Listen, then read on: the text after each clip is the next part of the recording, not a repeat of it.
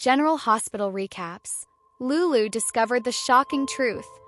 I will explain everything. Never miss this video. Please subscribe to the channel. A lot can happen in a day in Port Charles, so it can be easy to get lost. If you missed anything that happened over the week of February 17, 2025, our General Hospital weekly recaps will help get you back up to speed in no time. Lulu asked Spinelli to break into Valentine's house to look for clues the cops might have missed. While there, they had to hide when Lucy arrived with Sunny to show him the house as a potential buyer. Christina noted it was Valentine's old house, and Lucy explained that his attorney, Martin, was arranging the sale.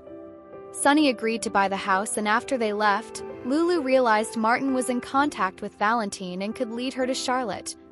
Dante opened up to Cody about how he's struggling to reconnect with Lulu and finds it easier to talk to Brooklyn, and Cody noted that Lulu wasn't aware of how deep his past with Brooklyn went.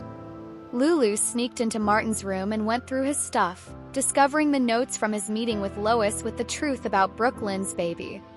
Lois freaked out to hear Dante and Cody discussing their time at summer camp with Emma and Gio and rushed to see Martin to destroy his notes.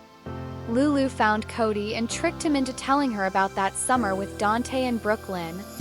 She then went to Carly to return the room key she stole and revealed everything, feeling she should tell Dante the truth. Despite Carly warning her it could be dangerous, Lulu went to the queues to confront Brooklyn about lying to Dante all these years. Brooklyn was stunned to learn she had a son, and they realized Lois had gone to Martin on her behalf. Lulu insisted that Brooklyn tell Dante the truth or she would. Sidwell set Alexis up. Sasha told Jason about Carly's job offer and again declined his offer of money, not wanting to feel obligated to him or the Quartermaines.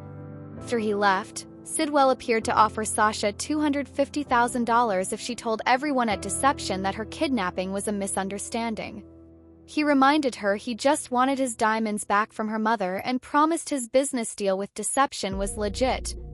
But before she could respond, Jason returned and dragged Sidwell away at gunpoint. He demanded to know if he blew up Sunny's apartment, and Sidwell denied it, insisting he was trying to go straight. After Anna interrupted, Sidwell returned to Windmere, where Sasha, off another conversation with Tracy about being tied to the Quartermaine family, called him to take him up on his offer. Natalia accused Sidwell of staging a hostile takeover of Deception, but he insisted he was on the level. Alexis then arrived, and he presented her with Helena's dagger. She was horrified to see it again, and after explaining that she watched Helena kill her mother with the weapon, Alexis threw it to the floor. Once she'd gone, Sidwell picked it up carefully with a cloth to avoid adding fingerprints. Drew blackmailed Portia. Furious that Curtis spoke to Congressman Henderson about him and thwarted his plans for the Esplanade, Drew vowed to hurt him right back. He went to Selena for dirt on Curtis but happily accepted proof that Portia tampered with Heather's blood results. Laura was impressed that Curtis was able to push the Esplanade project through and wondered if Drew would retaliate. Drew pressured Portia to help him, using the evidence to force her hand. Portia turned to Ava for help, and she suggested she talk to Rick but let Drew think he's won for the time being. Rick assured Portia he'd look into the professional consequences of her actions and advised her to string Drew along. Tracy and Gio bonded. Alexis almost managed to broker peace between Tracy and Martin, but they refused to come to an agreement over the cease and desist against Drew using the Quartermaine name.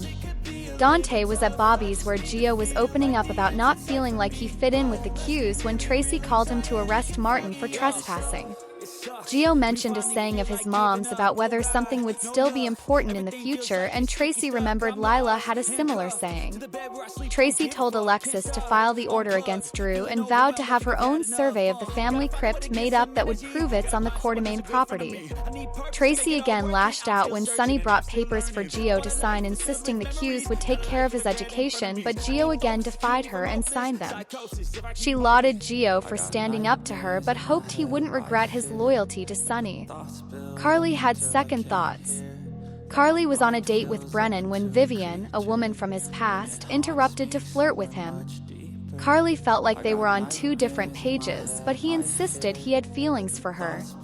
Unfortunately, he was then distracted by a text that Charlotte was in Buenos Aires.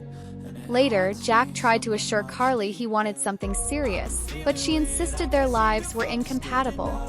After Jason agreed to help Anna find Charlotte, Danny told his father that Rocco got a text from Charlotte from Buenos Aires. He passed the info along to Anna and they headed off together. Around Port Charles, the medical conference in Miami, Brad and Lucas opened up to each other about their feelings and shared a kiss. But as things heated up, Brad stopped things to confess that he agreed to keep a secret for Portia so she would let him go on this trip. Lucas was again upset that he couldn't trust him and Brad sadly walked out.